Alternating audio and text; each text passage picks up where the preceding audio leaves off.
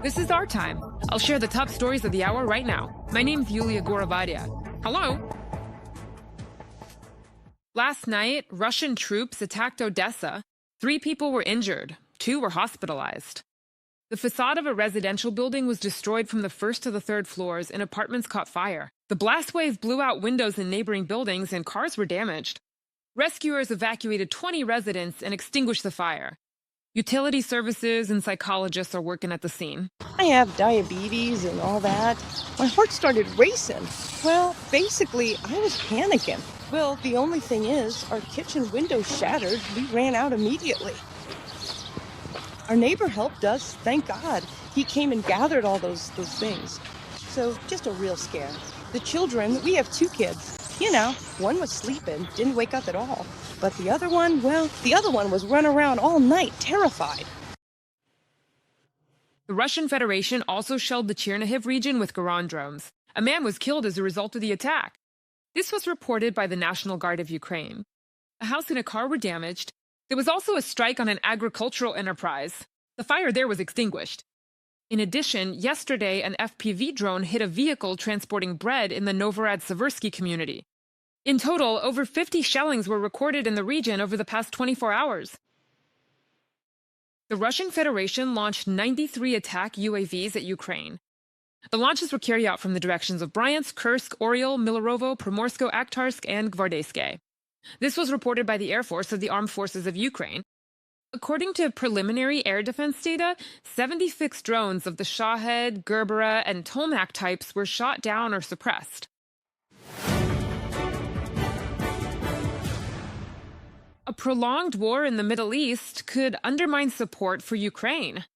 President Volodymyr Zelenskyy stated this in an interview with the Associated Press. According to him, a protracted war in the Middle East could reduce U.S. aid.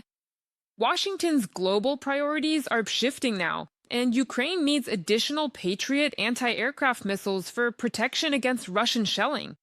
Russia continues to bomb cities behind the front lines. This has led to the deaths of thousands of civilians, the president noted. Power grids are being destroyed, and heating and water supplies are suffering. Zelenskyy emphasized that Ukraine is not a priority today.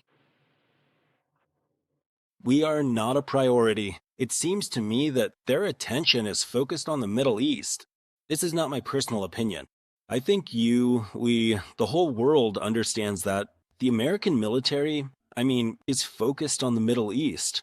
Yes, on Iran. So I fear that a prolonged war will lead to a reduction in support for us.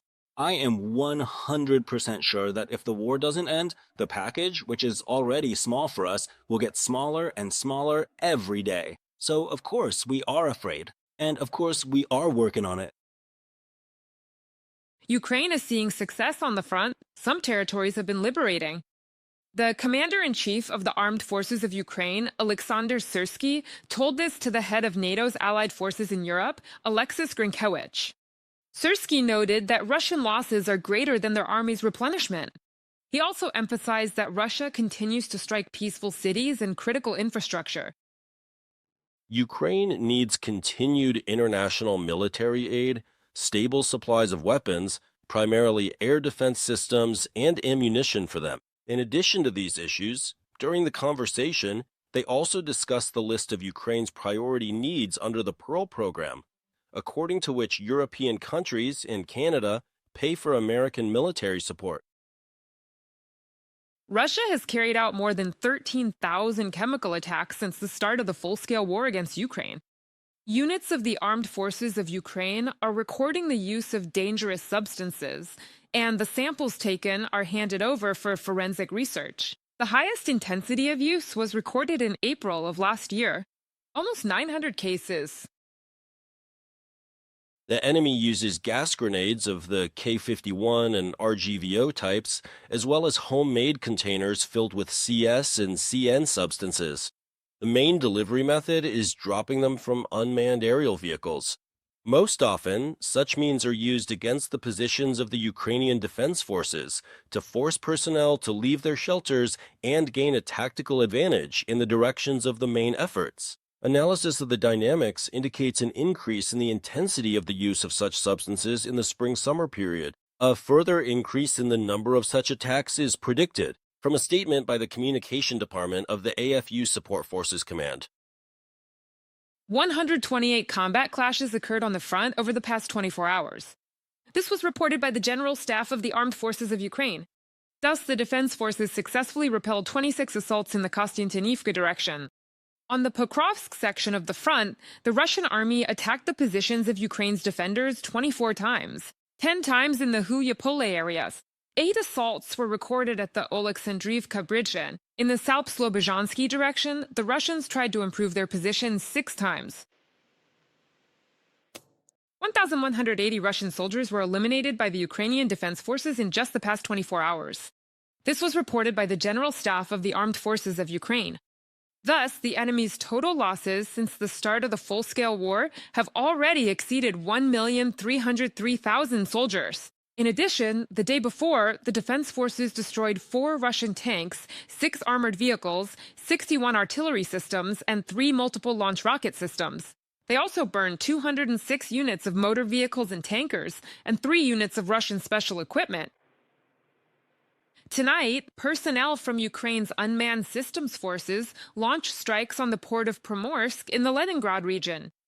Also, explosions were heard almost all night in Kistovo in Russia's Nizhny Novgorod region. Drones hit the Lukoil refinery there, which then triggered a massive fire. This was reported by the commander of the AFU Unmanned Systems Forces, Robert Brovdy. I should add that these facilities have already been targeted by Ukrainian attacks before. Iran has rejected the ultimatum from U.S. President Donald Trump. Today, Iran launched new strikes against Israel and the Persian Gulf countries. Kuwait and the United Arab Emirates were particularly hard hit. In Kuwait, energy facilities and government buildings were attacked, the Ministry of Finance building was damaged, and 2 power plants and desalination units were knocked out. In the Emirates, air defenses are actively intercepting missiles and drones. In Israel, air defense systems are also responding to the attacks. Iran stated that its targets are industrial facilities and U.S. military infrastructure. As a reminder, yesterday, White House Chief Donald Trump gave Iran 48 hours to reach an agreement or open the Strait of Hormuz. Meanwhile, CNN reports that Iran will allow ships with humanitarian cargo to pass through the blocked Strait of Hormuz. South Korea has reached out to the Persian Gulf countries. Seoul is asking to ensure stable energy supplies, Reuters reports. This refers to oil, gas, and other critically important resources. South Korea is also asking for guarantees for the safety of its vessels. Special attention is being paid to the Strait of Hormuz, as about 20% of the world's oil passes through it. The request was made by Finance Minister Cho Kyung-ho during a meeting with ambassadors from the Persian Gulf countries. In response, the diplomats promised to maintain cooperation with Seoul to ensure stable supplies. I'll add that South Korea, like other Asian countries, is heavily dependent on energy imports, particularly through the Strait of Hormuz, which accounted for 20% of global oil supplies.